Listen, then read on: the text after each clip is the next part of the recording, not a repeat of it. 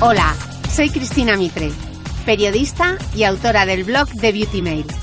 Bienvenidos a mi podcast, donde todas las semanas charlaré con los mejores expertos de la cosmética, la nutrición, el fitness y el bienestar, para que te sientas bien y te veas mejor.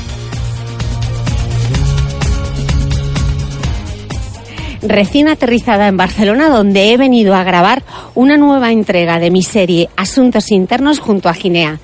Hoy voy a entrevistar a Sandra Gómez Carballo. Ella es ginecóloga adjunta del Hospital Universitario General de Cataluña, miembro de la unidad de suelo pélvico del hospital y responsable de la consulta de adolescencia. Hoy daremos respuesta a esas 20 dudas que siempre has tenido y que no te has atrevido a preguntar hasta ahora. ¿Sirve para algo el vello púbico? ¿Qué pasa si pica la vagina? ¿Y si huele el flujo menstrual? ¿Qué es realmente la menstruación? ¿Y el suelo pélvico? ¿Dónde se localiza? ¿Cómo se ejercita? Hoy tenemos la respuesta.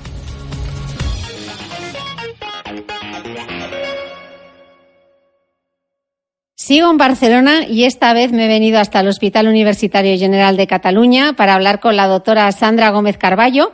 Ella es ginecólogo, miembro de la unidad de suelo pélvico y responsable además de la consulta de adolescencia. Doctora, muchas gracias por atenderme. Un placer, hola a todos. Hoy le estaba contando a la doctora cuál era el plan de la entrevista de hoy y yo le decía, tienes que pensar que yo soy un paciente empoderado, que vengo aquí con mucha información y te voy a hacer las 20 preguntas que muchas mujeres no se han atrevido a hacer hasta hoy. Algunas de las preguntas que tengo en este cuestionario para la doctora las habéis hecho vosotras a través de redes sociales, a través de mi Instagram de Beauty Mail. Ya sabéis que este mes está completamente dedicado a todo lo que tiene que ver con la información, con la salud íntima femenina. Así que hoy, cuestionario, 20 preguntas para la doctora. Esto parece 1, 2, 3, responde otra vez. Parezco Mayra Gómez Kemp. Qué miedo, qué miedo. Ningún miedo. La primera pregunta, que yo creo que aquí tenemos un problema con los términos. Hay mucho eufemismo para referirnos a la parte íntima de la mujer. Decimos muchas veces de forma general la vagina, pero realmente no es la vagina, ¿no? Llamemos a las cosas por su nombre, doctora. Bueno, en realidad los genitales de la mujer no solo es vagina. Tenemos los genitales externos, que es los que vemos, que es la vulva, que tiene labios mayores y tiene labios menores, y está el clítoris también. Y si abrimos estos labios, nos encontramos con la entrada de la vagina, que lo rodea el himen. Y luego más allá está la vagina, que es como un tubo. Al final del tubo nos encontramos el cuello del útero. Y el cuello del útero empalma con los genitales internos, que es el útero o matriz, conocido también por mucha gente, las trompas y los ovarios. La zona más frecuente que todas nos vemos es la vulva, ¿no? Por lo tanto, cuando tienes picor o cuando te molesta la zona genital, pues lo que tienes que decir es que te molesta o te pica o te escuece la vulva y no la vagina, porque la vagina normalmente no notamos mucho la sensación que tenemos dentro. Sí, que hay mucha gente que igual se piensa que la vagina es como la entrada al espacio sideral, ¿no? Cuando van a utilizar, por ejemplo, una copa menstrual, que piensan, no, y si me lo coloco y se me escapa, no se va a escapar a ningún lado, ¿no? Doctora, ¿cuánto mide? Más Exacto. O menos. Normalmente la vagina, un estándar suele medir unos 7 centímetros y tiene un tope. El final es cerrado, se comunica con la parte interna, que es el útero, a través de un orificio milimétrico. Que por ahí es por donde sale el flujo menstrual, ¿no? Y por donde entra el semen para quedarte embarazada. Uh-huh. Pero ni mucho menos a través de este orificio se puede colar ni un Tampax, se puede colar una esponja o se puede colar una copa. Es decir, que si se nos queda un Tampax retenido, ¿no? Que es una de las cosas más comunes que puede pasar, está ahí dentro. Es decir, es poner el dedo e intentar buscarlo. Y si no llegas, porque hay veces que hay vaginas más largas y que con los dedos no puedes llegar, pues entonces una consulta ginecológica te lo pueden quitar sin ninguna dificultad. Es decir, que no se ha ido adentro de la barriga y ha desaparecido. Uh-huh. Y luego decíamos la vagina y también está la uretra, que a veces hay quien confunde, tenemos un orificio por el que sale la orina y otro orificio que es la vagina, ¿no? Que no nos confundamos, que a veces... Exacto. A diferencia de los hombres que tienen un orificio único por donde sale el semen y la orina, la mujer tiene 2 orificios. Estamos mejor hechas, doctora. Somos una versión mejorada. No hay dudas de esto. La vagina es un orificio que es mayor, es el de mayor diámetro, y encima de la vagina, en la parte superior y debajo del clítoris, está el orificio pequeñito por donde sale la orina, que es la uretra. No tiene nada que ver por donde sale la orina que por donde sale la regla, ni por donde sale el flujo. La regla y el flujo saldrán por la vagina y la orina saldrá por la uretra. Ok, y luego los labios, porque normalmente estamos acostumbrados, claro, o una coge un espejo y se mira la vagina. A la vecina no le vemos la vagina normalmente. Entonces, las vaginas que vemos, las vulvas que vemos son las vulvas de los niños y normalmente de las niñas. Vemos que los labios mayores cubren los labios menores, pero no siempre es así y es absolutamente normal, ¿no? De repente ver una vulva que el labio menor sobresale sobre los labios mayores, ¿no? Eso es absolutamente normal, ¿no? Las vulvas pueden tener diferentes formas. Los labios menores pueden ser mayores, pueden ser más pequeñitos, pueden sobresalir mucho, pueden sobresalir poco. Lo que pasa es que, pues gracias a la pornografía, ¿no? La visión que nosotros tenemos de la vulva bonita es la vulva infantil, es una vulva con los labios mayores gruesos, gorditos, y sin que deje ver asomar los labios menores. Pero la realidad es que hay pocas vulvas adultas así. La mayoría de vulvas asoman un poco los labios menores, y si estos labios menores protuyen demasiado, son muy grandes, dependerá de la mujer de si le molesta o no. Si hay mujeres que tienen los labios menores, los pequeños, muy grandes, que sobresalen mucho y se rozan con el tanga, con el pantalón, haciendo deporte, se los pellizcan, y entonces pues esto podría ser una indicación de poder hacer una resección quirúrgica y operarlos estéticamente y para que estén más cómodas. Pero nunca es una patología, no es una enfermedad, es una variante, es una variedad de la normalidad, no es como quien tiene pechos más pequeños o pechos más grandes. Hay mujeres que se querrán operar porque no están cómodas, pero no deja de ser algo normal. Lo que pasa es que no estás cómoda con lo que tienes. Uh-huh. Ok, segunda pregunta, que yo creo que nos ha quedado clara. ¿Por qué a veces parece que tenemos como moco? Que estás en una parte del ciclo y de repente el flujo es como si fuese un poco viscoso, como una clara de huevo. ¿Por qué a veces varía el flujo? Bueno, lo describes muy bien, ¿no? Es típico, y a la mayoría de mujeres les pasa que tengan un ciclo hormonal normal, es que a mitad de ciclo, en la ovulación, es decir, hacia el día 12, 14 de ciclo, estemos ovulando y el flujo en ese momento sea de esas características, viscoso, más elástico, parecido a la clara de huevo, y nos está indicando que estamos ovulando. Es decir, que es el momento de mayor fertilidad, que si mantenemos una relación en ese momento, seguramente pues tenemos más probabilidades de quedarnos embarazadas que en otros momentos. ¿Y qué otras indicaciones nos puede dar el flujo? Porque hemos visto que en esa parte del ciclo de la ovulación es más viscosito, como la clara del huevo. Y si, por ejemplo, es más blanquecino, que manchamos las braguitas y ves como el flujo más blanquecino. Normalmente la segunda mitad de ciclo, es decir, una vez ha pasado la ovulación, el flujo es más blanco y un poquito más espeso. Uh-huh. Eso significa que se acerca más la regla, y cuando se ha acabado la regla suele ser momentos de tener menos flujo, de tener la vagina un poco más seca. Varía, el flujo varía en función del momento del ciclo que estás, y aparte también varía en función pues de alteraciones de la flora, en función de patologías, de infecciones, puede variar, es decir, lo que os he explicado es lo normal, ¿no? Uh-huh. Que nos varíe el flujo, de tener poco flujo, de tener un flujo más mucoso y de tener un flujo más blanquecino y quizá con un olor más fuerte cuando se acerca la regla. Y luego, pues, las variaciones de flujos más verdosos, de flujos más grumosos, de flujos que tengan un olor más fuerte a pescado, pues esto nos puede estar indicando que algo está pasando y que puede ser que haya alguna infección o no una infección, sino un desequilibrio de esta flora que nos hace que el olor sea diferente. Y en ese caso habría que consultar con el ginecólogo. Exacto. Para ver qué es lo que pasa, ¿no? Exacto. Y si el flujo de repente es un flujo oscuro y no estamos menstruando, si entre una regla y otra de repente vemos que hemos manchado y son manchas oscuras, ¿eso qué quiere decir? A ver, si es una vez que te pasa, si es algo puntual, no hay que darle más importancia, porque puede ser que por una alteración hormonal puntual de este mes, porque hayas tomado antibiótico, porque hayas estado con mucho antiinflamatorio, porque hayas estado con estrés, hayas tenido una pequeña deprivación de sangre y estés perdiendo este flujo, significa que hay sangre aquí. Por eso es marrón, porque es sangre mezclada con el flujo. Si es algo puntual no hay que darle importancia. Nos esperamos al siguiente ciclo a ver qué pasa. Si esto es algo habitual en ti, hay que consultar, porque puede ser que estés perdiendo sangre y microscópica, porque no estás viendo sangre roja, pero es marrón, eso significa que es sangre, y puede ser que haya alguna lesión en el cuello del útero y no la estemos viendo, puede ser que haya algún pólipo, o puede ser que simplemente estemos teniendo una alteración hormonal que tengamos que ver por qué está pasando, ¿no? Pero siempre que pase a largo plazo, en una vez puntual, yo no le daría importancia. Ok. ¿Y qué ocurre? Porque hay muchas mujeres que dicen, uy, yo es que tengo muchísimo flujo. ¿Cuál es la cantidad normal de flujo? ¿O no hay una cantidad normal? ¿O Pepa y Mari cada una tiene un flujo determinado? La verdad es que no hay una cantidad normal y siempre que alguna paciente me dice que tiene mucho flujo y yo la exploro y veo que el flujo tiene características normales, es decir, que no huele mal, es un flujo que no es muy espeso ni muy grumoso y el color es normal, yo les digo que bienvenido tanto flujo, porque los problemas vienen cuando no hay flujo. Si tienes mucho flujo, sí que es verdad que hay veces que puedes estar más incómoda porque vas húmeda.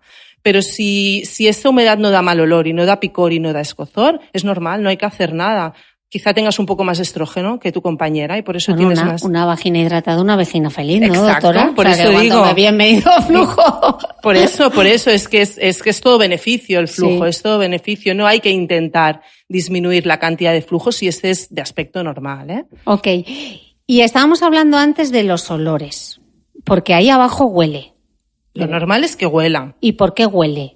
Pues huele porque tenemos bacterias, ¿no? Los lactobacillus, que es nuestra flora vaginal propia de la mujer, que se mezcla con otras floras diferentes, con otras bacterias diferentes, pero que cuando metabolizan los sustratos que tenemos en la vagina producen olor. Y este olor es un poco olor fuerte. No tiene que ser un olor desagradable y después de una ducha no tiene que oler una vagina. Ahora bien, este olor puede cambiar después de las reglas cuando más olor hay, porque por el uso de tampones, por el uso de incluso duchas vaginales más a menudo, porque te da la sensación que vas a estar más limpia. Lo que hacemos es arrastramos los microorganismos buenos, los lactobacilos, disminuyen y crecen otras bacterias que en sus metabolitos, en su vida, dan unas sustancias que producen un olor más fuerte, un olor a pescado. Entonces, es normal que después de la regla tengamos un olor más fuerte, pero este olor tiene que durar 1 o 2 días. Si este olor persiste y es un olor que incluso después de la ducha lo notamos, es que quizá no somos capaces de equilibrar otra vez esta flora y tenemos que dar algo para equilibrarla correctamente después de la regla. O a lo mejor es que es esto, ¿no? Tenemos una bacteria que nos ha invadido y nos está dando este olor. Claro, tú estás diciendo después de la regla que es normal que haya bastante olor. Y yo aquí, como no tengo vergüenza ninguna y quien me sigue ya lo sabe, yo cuando tengo la regla y tengo que hacer ejercicio y me pongo la malla, hay veces que lo paso hasta mal porque creo que huelo. Bueno, es que con la ¿se regla, huele más? Claro, con la regla es normal. Con la regla es algo que yo encontraba obvio, que tienes más olor porque es sangrado. Es una sangre que la tienes retenida y que encima sudas y que la tienes en un salvaslip o en una compresa o en un tampón o en una copa, y esta sangre junto con el sudor pues hace que el olor sea fuerte.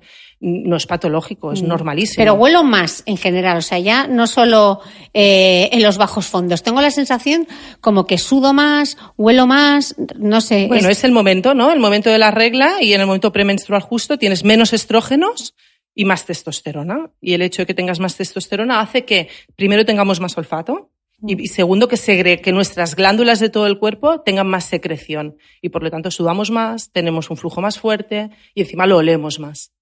Y en ese momento que hay que lavarse más, no hay que lavarse más, hay que lavar la vagina, no hay que lavarla, como... La vagina por dentro nunca hay que lavarla. No. Esto de hacer duchas internas vaginales para arrastrar...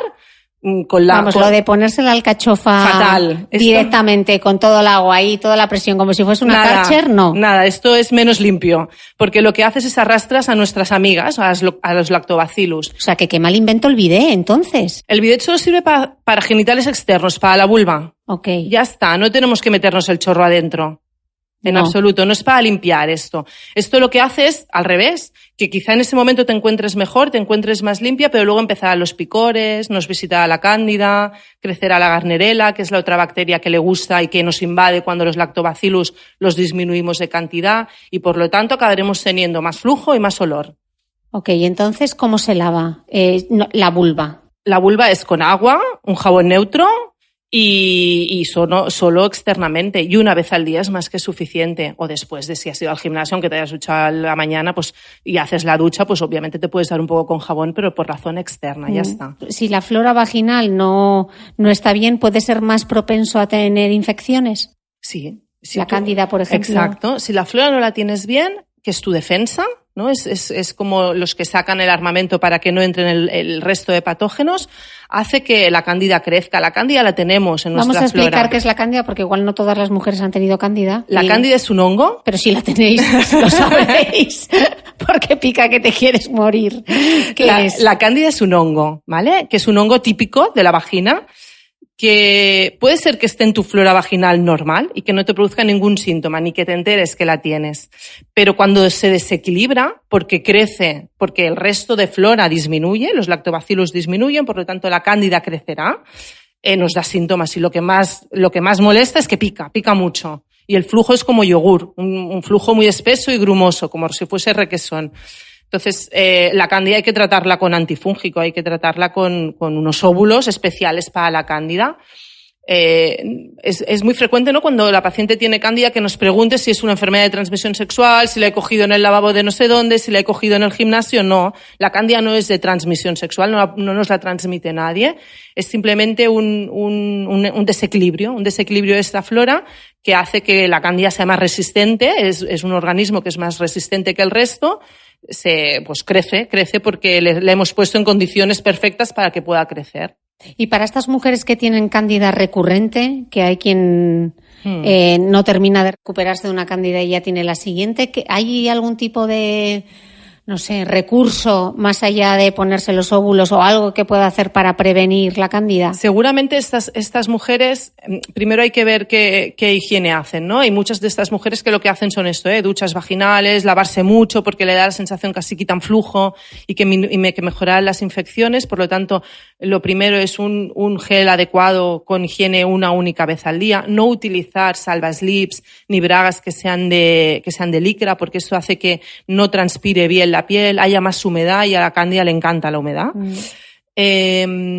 Hacer una dieta que no sea muy rica en azúcares. Hay muchas mujeres que se obsesionan y dejan de comer azúcar, levaduras y cosas de estas.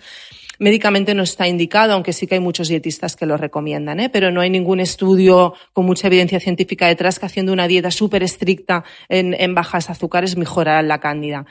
Y un remedio es que después de las reglas se utilicen probióticos o sustancias que mejoren el pH ácido de la vagina, para que así equilibremos esta flora y no tengamos la cándida típica después de la regla, que es muy frecuente después de la regla. Y limpiarse bien, que parece una chorrada, pero yo estaba leyendo el otro día un libro sobre la vagina y decían que cuando nos limpiamos, que vamos al baño, que de detrás, o sea, que no sea, que hay gente que se limpia de detrás hacia adelante, y no, es al revés, chicas, de delante hacia detrás. Eso siempre. Los pediatras lo explican cuando tenemos un niño pequeño, ¿no?, y le tenemos que cambiar el pañal y es una niña la que tenemos delante, siempre nos explican que los genitales, cuando se ha hecho caca el bebé, tienes que limpiarlos de la vulva arrastrando hacia el ano y no del ano arrastrando hacia la vulva, porque si no, contaminamos la vagina y por lo tanto introducimos en la vagina organismos que no tendrían que estar en ella, que tendrían que estar en el recto, y por lo tanto hay infecciones siempre que nos limpiamos de la vagina hacia el ano, hacia atrás. Ok. Ya que estábamos hablando de infecciones, la 10ª pregunta, ya estamos a la mitad, doctora, no vamos nada mal. Solo llevamos 18 minutos. ¡Wow! El amor en los tiempos de Tinder y las enfermedades venéreas o infecciones de transmisión sexual, las conocidas ITS. la clamidia, el micoplasma, la gonorrea, el herpes, el VPH. Bueno, aquí podríamos hacer una tesis doctoral, pero sí lo que me gustaría que viésemos es qué signos dan cada uno de ellos, aunque sea un poco por encima, para que lo tengamos en cuenta. También saber si ahora hay mucha más incidencia de enfermedades de transmisión sexual o, por ejemplo, hablaba el otro día con una doctora, ¿no? Que se ve sífilis. Y yo decía, pues sífilis era lo que en Memorias de África, ¿no? La protagonista que tenía sífilis y se tenía que ir a curar. ¿Hay todavía sífilis? Existe sífilis y, de hecho, todas las enfermedades de transmisión sexual que acabas de enunciar están en aumento, ¿no? Por ejemplo, yo que soy de Barcelona, el Instituto Catalán de Salud ha publicado en el 2017 que se han multiplicado por 2 la frecuencia de estas infecciones de todo tipo. Y esto es porque pues cada vez somos más liberales sexualmente, que esto está muy bien, pero no hemos cogido conciencia de la seguridad en el sexo. Y la seguridad es muy importante, ¿no? El preservativo, si lo tenemos que poner de entrada, no solo en el momento de la eyaculación. El preservativo no es para evitar embarazo, que también, pero es sobre todo para evitar enfermedades de transmisión sexual. Por lo tanto, el preservativo es desde el momento 0 de la relación sexual. Y con el preservativo evitaremos la mayoría de estas infecciones. La mayoría, el 95% de las infecciones la evitaremos solo con el preservativo. De las que me has dicho, hay unas que son bacterianas, ¿no? Que es la clamidia, el gonococo, el uroplasma, el micoplasma, todas estas son bacterias. Y estas bacterias producen una enfermedad que se llama enfermedad inflamatoria pélvica. Todas ellas dan los mismos síntomas. ¿Y qué son? Y los síntomas que dan es un flujo aumentado, más espeso. No tiene por qué oler peor, pero sí que vemos un flujo más espeso todo el momento del ciclo. No vemos que cambie este flujo. Además, podemos tener un poquito de disconfort vaginal, pero no es lo típico. Lo que suele molestar más es dolor abdominal, dolor en la barriga, en la parte de abajo, me duelen los ovarios, ¿no? Dolor con las relaciones sexuales. En el momento de la penetración hay dolor porque este útero, la matriz está inflamada y como con la relación sexual movemos el útero, pues nos duele. Y a veces molestias al orinar. Parece que hayan infecciones de orina, ¿no? Una sensación de una cistitis, de mucha frecuencia al hacer pipí, voy muy a menudo, me escuece cuando voy, sensación de que aún no he acabado. Todo esto junto hace sospechar de que puedas tener una de estas enfermedades. El problema de estas enfermedades es que hay muchas veces que pasa desapercibida. Y si no nos damos cuenta porque pensamos que este flujo va a ser normal, que esta molestia ya se me pasará, pues puede ser que se pase y no tengamos nada y se nos curen los síntomas, pero puede ser que si no hemos consultado y no hemos hecho un tratamiento correcto, nos queden secuelas y las secuelas que pueden ser es que nos obstruyen las trompas. Y si obstruyen las trompas hay una esterilidad, no podemos quedarnos embarazadas porque el paso del espermatozoide está topado, ¿no? Es como si nos hubiésemos hecho una ligadura. Por lo tanto, es muy importante que si tenemos sensaciones raras, que consultemos, no cuesta nada, se hace un test rápido en la consulta. ¿Qué tipo de test te hace? Es un cultivo especial, ¿eh? No es cualquier cultivo, porque estas bacterias no crecen en cualquier medio de cultivo y hay que hacer un cultivo especial para intentar determinar estas bacterias. Entonces estábamos viendo las infecciones bacterianas y luego decíamos que había otro tipo Hay otro tipo de infecciones que son las víricas. Los virus es el virus del papiloma, que es el que está en auge, ¿vale? El VPH, que está en auge porque es una infección realmente muy frecuente. ¿Pero ya era frecuente antes y no teníamos forma de detectarlo o ahora es más frecuente porque hay mucho Tinder? Yo creo que ahora es más frecuente porque hay mucho Tinder, hay mucho cambio de pareja, hay mucho intercambio de hombre-mujer, de hombre-hombre, de mujer-mujer, hay mucho intercambio de fluidos y los virus en general se transmiten muy fácil. De hecho, es una de las pocas enfermedades que no evitas al 100% con preservativo y es porque la transmisión es facilísima. Y en el primer contacto sexual, si esta persona tiene VPH, ya puedes contagiarte. Por eso dicen que los adolescentes, o incluso hasta si coges entre los 16 y los 24 años, el 80% de las mujeres han entrado en contacto con este virus, que es cuando empiezas a mantener las relaciones. Lo que pasa es que entrar en contacto con el virus o que te determinen que tienes un virus positivo en una de las revisiones no significa que vayas a tener la enfermedad, que vayas a tener un cáncer, ni que te vayas a morir por culpa de este virus. La mayoría de las mujeres estamos preparadas para eliminarlo. Pero si has estado en contacto con él y te lo detectan, lo único que tienes que hacer es más controles ginecológicos para ver si lo eliminas o no. ¿Y cómo te lo detectan? Con una citología incluya, pero tiene que incluir la prueba del VPH, determinación ¿no? del VPH, exacto. Hoy en día en muchos protocolos de la Seguridad Social incluyen, en vez de hacer citología clásica, se hace la determinación del VPH. Y si el VPH es positivo, pasas a controles más estrictos. Y si es negativo, te dejan hacer controles cada 5 años. Okay. Y es por esto, porque el virus hay muchas veces que se cura solo. Vale. Y si haces más controles, si tú no tienes un VPH positivo que te dé lesión y haces controles cada año, hay veces que estábamos sobretratando a estas mujeres. Estábamos poniendo una angustia de que eran portadoras de este virus, de que podían tener un cáncer, de las mirábamos cada 4 o 6 meses y hay muchas que se curaban solas. Bueno, por eso, de hecho, las citologías realmente son cada 3 años, exacto, ¿no? O sea, exacto. La seguridad, por ejemplo, en el caso de la Seguridad Social, son cada 3 años porque que tengas el virus no quiere decir que inmediatamente tú vayas a desarrollar una lesión de cáncer de cuello de exacto. útero. O sea, que se toma su tiempo. Exacto. Que tampoco cunda el pánico. Ese es el motivo, ¿no? Que muchas mujeres piensan, o sea, la Seguridad Social ahora con la crisis, ¿no? Parece que nos vayan a hacer menos revisiones porque nos van a detectar menos cosas, ¿no? El motivo es que queremos ser menos invasivos. Queremos ser, no ser tan agresivos con estas lesiones porque sabemos con la experiencia y con los estudios que hay publicados que hay muchas de estas lesiones que se curarán solas. Es simplemente esto. Ok.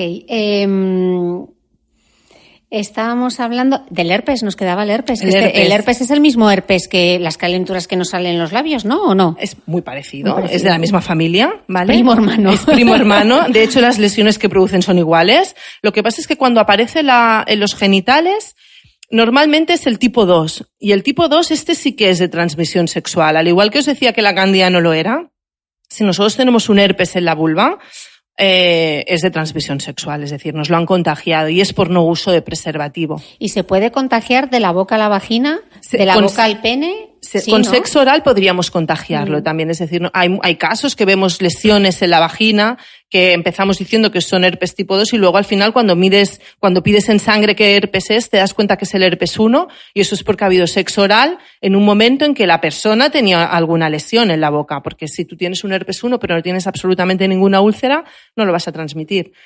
Lo que pasa es que si habéis tenido alguna vez herpes o en la boca o en la vagina, muchas veces veréis que hay veces que las lesiones no te das cuenta que las tienes, que son muy pequeñas y como ya estás acostumbrado a ir teniendo úlceras, ¿no? De tanto en tanto y solo te molestan cuando sale la ampolla aquella grande, pues no ni lo percibes, no tomas ninguna precaución. Pues si hay alguna lesión en la boca, obviamente tenemos que evitar hacer el sexo oral. Si tenemos una lesión en la vagina y en la vulva y ya sabemos que tenemos herpes, pues sobre todo preservativo, evitar las relaciones en ese momento para evitar la transmisión porque se contagia muy fácil, es un virus, los virus se contagian fáciles. ¿Y en el caso del herpes cómo se trata? Se trata lo mismo que el herpes bucal, se pueden dar pastillas antivirales, se puede poner una crema con un antiviral y se pueden dar cicatrizantes para que la úlcera cicatrice antes, porque normalmente las úlceras en la vulva, secundarias al herpes, son dolorosas, escuece mucho cuando vas a hacer pipí, el roce de la braguita te molesta, hay mujeres que vienen realmente muy afectadas, entonces les das cremas cicatrizantes para que ayude a cicatrizar antes y unas pastillas para disminuir la carga viral y por lo tanto la curación será un pelín antes. Y estábamos hablando antes, seguimos con los picores que a mí me tienen totalmente enganchada. ¿Me puede picar la vulva y no tener cándida? ¿Es posible que te pique y que tú no tengas...? Sí, el picor es disconfort, ¿no? Le vamos a llamar disconfort, es decir, que te notas como una sensación de un poco de picor, pero no te rascarías todo el día como con la cándida. Esto es muy frecuente después de la regla. O sea, casi todas las mujeres, si utilizan Tampax y encima abusan de ellos, después de la regla van a tener esta sensación y es por sequedad. Estamos con el Tampax chupando todo el flujo, el flujo hemático de la regla, pero también el flujo que nos protege, ¿no? Lo que decíamos antes es bueno tener flujo. ¿Por qué? Porque si no tienes flujo y estás seca, pica. Y hay esa sensación de escozor, de picor. Y aparte, pues también podemos tener picor porque tengamos una alergia a algo que hayamos utilizado, algún jabón, alguna braguita nueva, algún detergente, al látex, ¿no? El látex es una sustancia que es muy alergénica y cada vez se están dando más casos de alergias al látex. Aquí una. Pues, pero nadie te lo dice. Sí, es poca gente, es verdad, y cada vez, y realmente la industria de preservativos sin látex tampoco es tan grande, y los preservativos que se hacen sin látex suelen ser más gruesos, suelen ser más incómodos, más caros, más difíciles de encontrar. Entonces, yo creo que cada vez saldrán más, saldrán más productos de este tipo porque el látex Si no eres alérgica, muchas mujeres son sensibles al látex y después de utilizar un preservativo con látex, después de la relación, tienen esta sensación de vagina inflamada, de escozor, de picor, y es por el látex, es porque somos sensibles a este producto. Estábamos hablando de los tampones y cómo el problema que absorben todo el flujo y pueden absorber el flujo que no es flujo, para que nos entendamos. Con la copa y con la compresa, no. Lo evitamos, exacto. Porque lo único que recoge es el flujo menstrual, exacto, de la vagina, pero no. Exacto. Hay muchísimas mujeres. Absorbe. Muchísimas mujeres que vienen a consulta me explican esto del picor y cambian a la copa y se les soluciona el problema. Se les soluciona el problema porque la copa, incluso yo diría que es mejor que la compresa porque te evitas la humedad de la compresa, la incomodidad de ponerte la compresa y te evitas la absorción de este flujo por parte del tampón. Y ya hemos visto que además no se pierde en el espacio sideral de nuestro útero porque la vagina mide 7 centímetros. Exacto. Lo único de la copa, que al principio cuando lo explicas es como, ¿cómo voy a poner esto y cómo la voy a vaciar y se me va a caer y cuánto la limpio y si no la limpio cada hora que me la pongo, pues no pasa nada, ¿no? La copa, al primer día a lo mejor estamos un poco más incómodos, pero luego nos acostumbraremos y de verdad que si la queréis probar, muchas estaréis contentas. ¿Se puede tonificar la vagina? Sí, la vagina está la mucosa, que es lo que tocamos, ¿no? Que es como la mucosa de la boca, pero por detrás de la mucosa, o sea, más profundo tenemos músculo. Y como todo músculo de todo el cuerpo, pues lo podemos tonificar. Podemos hacer que la vagina esté más tensa, esté más prieta, podamos hacer más ejercicio durante las relaciones sexuales y por lo tanto tener más placer. Y también si tonificamos esta vagina seguramente evitaremos problemas de suelo pélvico como incontinencia de orina, incontinencia de gases o prolapsos. O sea que lo de las bolas chinas no es un cuento chino. No, es un cuento que funciona. Lo que pasa es que lo de las bolas chinas yo creo que ha habido como mucho marketing, ¿no? Alrededor de las bolas chinas y a todo el mundo quiere utilizar bolas chinas. Obviamente, si no tienes ningún problema y lo quieres hacer de manera preventiva, las bolas chinas son fantásticas porque hace que tu vagina tenga más tono y encima más fuerza si haces Kegel, si haces ejercicios de apretar mientras llevas las bolas chinas puestas. Pero si tú tienes un problema de incontinencia o un problema de dolor o un problema de que parece que la vejiga la tenga un poco caída y te pones unas bolas chinas sin que te lo hayan dicho previamente, a lo mejor no lo estás haciendo bien y a lo mejor es contraproducente. Porque al igual que podemos tonificar la vagina, nos podemos pasar y tener hipertono, ¿no? En la vagina y podemos tener contracturas en esta vagina. ¿Que se contractura la vagina? Claro, como cualquier músculo, no te contracturas de las cervicales, pues igual te puedes contracturar de la vagina o del suelo pélvico. Y si te Pero ¿cómo se te puede, cómo puede trabajar uno tanto? Hay que ser contorsionista del Circo del Sol. O sea, ¿cómo puedes contracturar tanto? ¿Qué tienes que hacer para contracturarte una vagina? Contracturando la vagina me refiero que el músculo que aguanta la vagina y los órganos pélvicos, la vejiga, el útero, el intestino, que es la hamaca esta de músculos que llamamos suelo pélvico, estos músculos aguantan todo nuestro abdomen. Si nosotros estamos haciendo, por ejemplo, mucho deporte de impacto, ¿no? Y no hacemos nada luego para liberar la tensión de esta musculatura que estamos pasándonos con el impacto, haciéndola trabajar mucho, pues puede ser que al final esta musculatura se nos contracture, le estemos haciendo trabajar en exceso. O las mujeres que hacen ballet o gimnasia rítmica, que hacen mucho ejercicio a nivel de abdominal y a nivel de meter barriga para adentro, todo esto es muy hipertónico. Y todo lo que es hipertónico y va la fuerza hacia abajo, hacia la vagina, hace que se pueda contracturar. Y la contractura duele.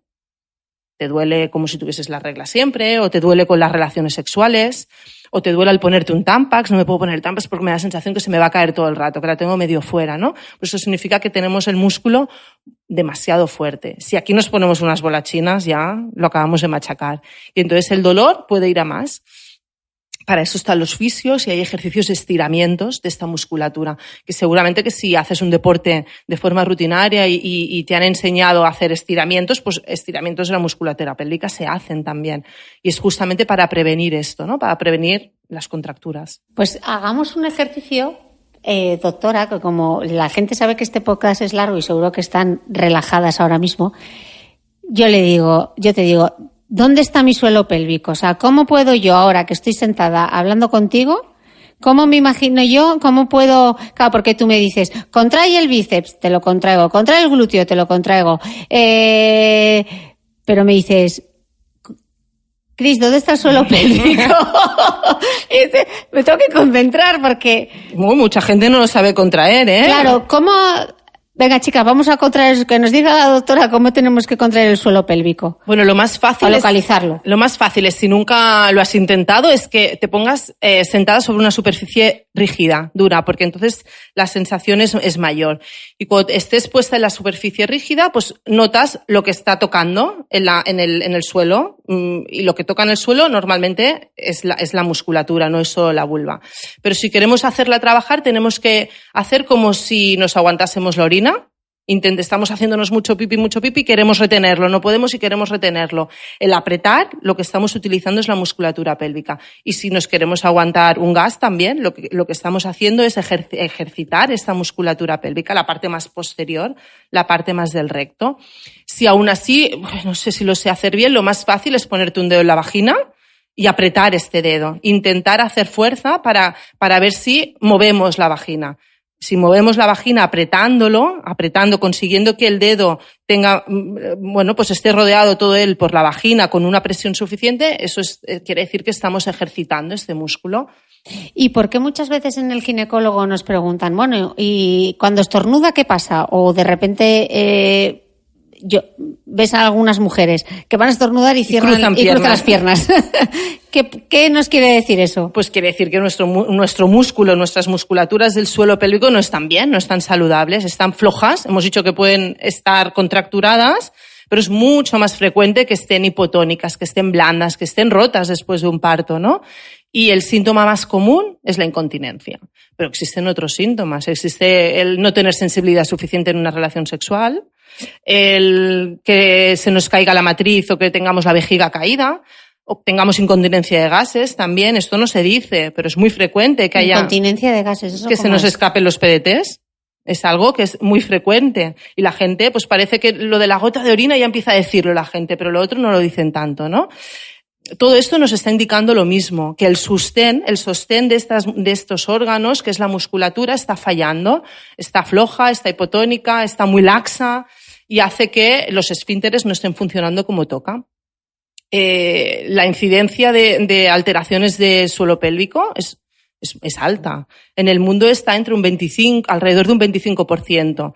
Pero con el envejecimiento de la población y cada vez las mujeres vivimos más tiempo y encima nos machacamos más al gimnasio, más tiempo y encima tenemos hijos más tarde, pues todo esto hace que la musculatura pélvica esté sufriendo. Porque esto no solo afecta a mujeres que hayan sido madres, porque no. Afecta al... El ser madre es un factor de riesgo, no es una causa. O sea, el tener un parto vaginal o incluso estar embarazada es un factor de riesgo para poder tener una alteración en este músculo, pero hay mujeres que no han tenido hijos que tienen problemas de suelo pélvico.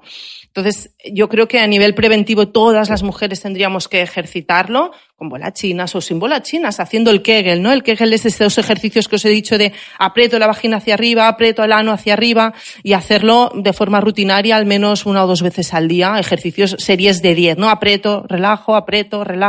Esto lo tendríamos que hacer de forma muy rutinaria y sobre todo después de los partos o si aparece algún síntoma, aunque sea leve, no es normal que se nos escape una gota de orina cuando tosamos, pues ir al médico, consultar y hacer algo de rehabilitación con un fisioterapeuta que nos estimule un poco más, ¿no? Que no solo sean ejercicios. Ok. Y el paso de los años, ¿cómo afecta el caso de la vulva en general el paso de los años? Porque se arruga, se vuelve flácido, al final es tejido, ¿no? Se vuelve flácido, pierde pelo. ¿Qué más envejece? Es fea, la pobre. Es fea, la vulva, siempre la verdad. Pensamos que los brazos envejecen mal, pero o la papada o tal, pero es que la vulva envejece fatal. Porque la vulva aumenta la grasa en el monte de Venus, por lo tanto, ¿no? El monte de Venus es más gordito. En cambio, los labios se arrugan y no están tan turgentes, están como más flácidos. Y cae el pelo. Y encima salen canas, que ya es... Ya, ese es el máximo bajón. que esto ya es... Lo que pasa es que es el envejecimiento natural. Al igual que no salen arrugas en la cara, pues salen arrugas en la vulva. Y no pasa nada. Y si esto no molesta a nivel de las relaciones sexuales ni a nivel del confort diario, pues simplemente si nos está afectando mucho nuestro estado de ánimo, que entonces sí que hay que saber que hay estética de los genitales externos, se puede infiltrar ácido hialurónico, se puede infiltrar botox, se puede reimplantar pelo allí donde se ha caído, te puedes teñir el pelo, puedes hacer un montón de actividades para mejorar tu estética. Si lo que te molesta es la sequedad, que también pasa, ¿no? La vagina se queda seca con la edad, pues hay tratamientos, hay muchos tratamientos y cada vez hay más, porque la salud vaginal a los ginecólogos pues hasta ahora quizá no nos importaba mucho, pero yo creo que actualmente es un tema que desde las unidades de menopausia cada vez se trata más y yo que hago suelo pélvico también me preocupa mucho la sensación esta de sequedad, porque la sequedad no solo es no puedo tener relaciones, ¿no? Cuando le dices a una mujer que se hidrate, dice, no, es que yo no mantengo relaciones, ya, pero ¿y el picor? Y la sensación esta de tener que ir muy a menudo al lavabo, y la sensación esta de que me roza todo. Todo esto es por la sequedad. Porque tú puedes tener la vagina seca independientemente de que estés menopáusica. O sea, una mujer de 30 años, por la razón que sea, puede tener la vagina seca, ¿no? ¿Qué sensación tiene? ¿Disconfort, picor? Exacto, es esto, el disconfort y el picor.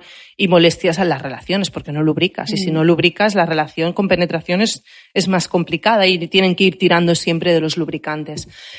La sequedad vaginal fuera de la menopausia mayoritariamente es, o por lo que hemos dicho, higiene excesiva, o a veces los anticonceptivos modernos que tienen tan poquita hormona y que parece que sea tan bueno tener una dosis tan baja de estrógenos, ¿no? Y te venden, pues ostras, el anticonceptivo, por favor, que sea flojito. Pues sí, hay veces que es flojito y quizá para otras cosas es beneficioso, pero las mujeres a cierta edad tienen que tener un nivel de estrógenos adecuado y si tienes menos estrógenos de lo que te toca, pues tienes estos síntomas, tienes más sequedad, tienes menos líbido, tiene sus consecuencias. El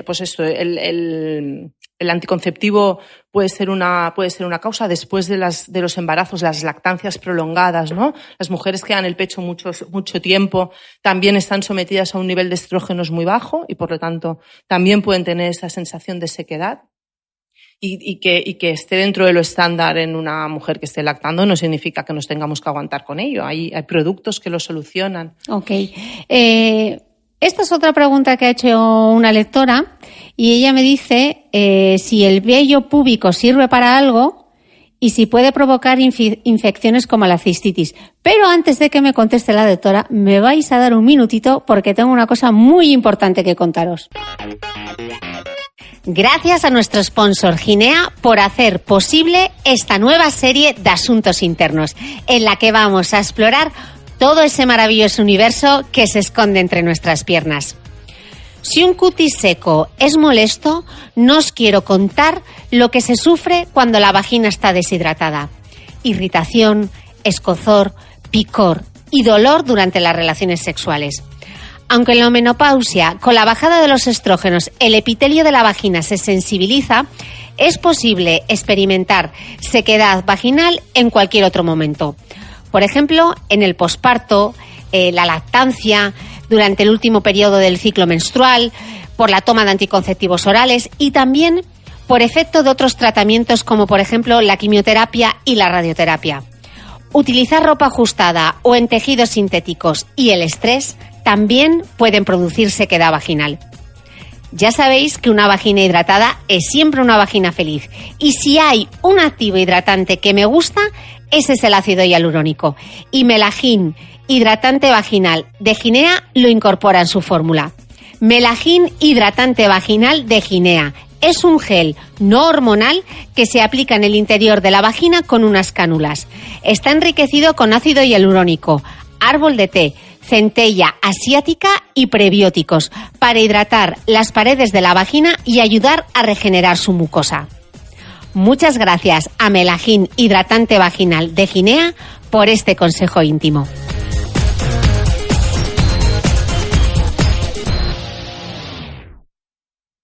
Antes del corte estábamos hablando sobre el vello púbico. Ahora que está tan de moda el rasurado, el brasileño, etcétera.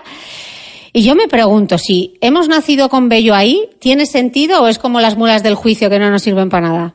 Hombre, tiene sentido. El vello púbico te protege, ¿no? El pelo en todos sitios del cuerpo, en la nariz, ¿no? En la vulva, todo lo que sea entrada al cuerpo, protege de infecciones. Quizá no todo lo contrario a lo que preguntaba esta lectora, que decía si podía provocar más infecciones como la cistitis. Todo lo contrario. Al revés. Tener vello púbico ayuda a no tener tantas infecciones, pero además es que tener vello púbico te ayuda a no tener la sensación esa de disconfort, porque si tú tienes una vulva totalmente sin pelo, está en fricción continua, esta piel con la braguita, con el pantalón, en las relaciones sexuales, con la penetración hay más fricción en los genitales y puedes tener más picor después. Por lo tanto, no es que esté prohibido rasurarse, en esta vida no hay prohibido nada, pero si tienes más tendencia a hacer infecciones o si justamente después de que has llevado un tiempo depilada completamente notas que estás más incómoda, pues quizá tengamos que echarle un poco la culpa a eso, ¿no? Y volver a tener un poco de pelo.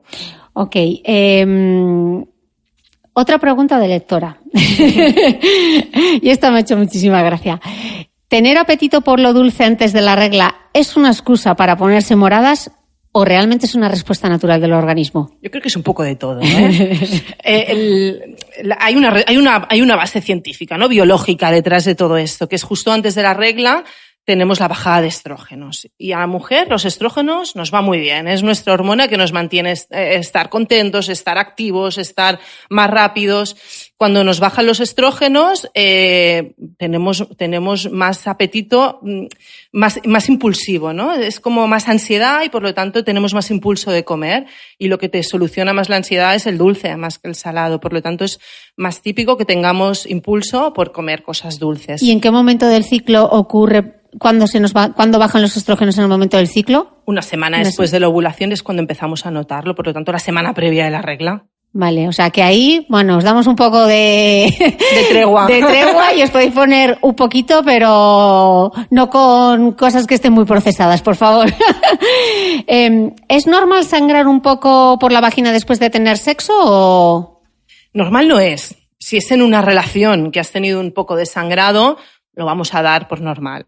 Pero si es en relaciones repetidas, que vas teniendo sangrado después de las relaciones, no es normal y hay que ir a consultarlo, ¿no? Y es por lo mismo aquello que decíamos, ¿el flujo puede ser marrón o rojizo en momentos que no sean de regla? No.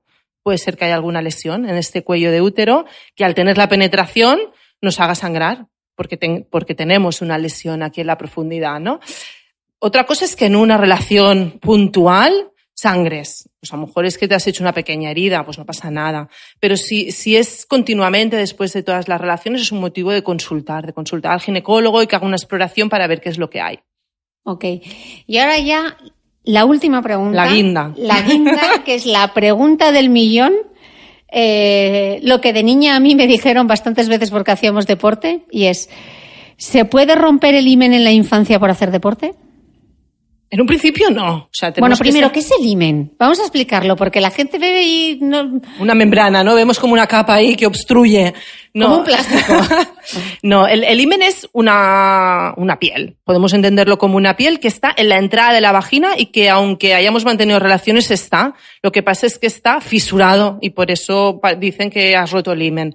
El himen está en todas las mujeres. Cuando no has mantenido nunca relaciones, es una membranita que rodea la entrada de la vagina, pero que permite el paso, es decir, es permeable, puedes poner un dedo, puedes poner un tampón dentro de la vagina, pero lo que te rodea el dedo cuando entras la vagina es la membrana del himen. Cuando mantienes esta relación, como el himen hace que la entrada de la vagina sea más estrecha, sea más pequeña, esto se rompe, pero no quiere decir que explote, sino que hay alguna fisurita en esta membrana, hay cortes varios en esta membrana que hace que sea más amplia la entrada de la vagina.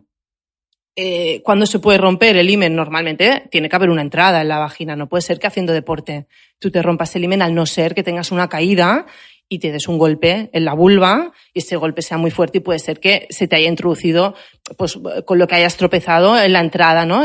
Lo que es la entrada de la vagina y entonces sí que se podría haber roto. Pero bueno, si se rompe tampoco es un drama, no pasa nada, pues mejor las primeras relaciones no serán tan molestas y ya está. O sea que lo de la prueba de la virginidad, por favor... Que la dejemos de hacer.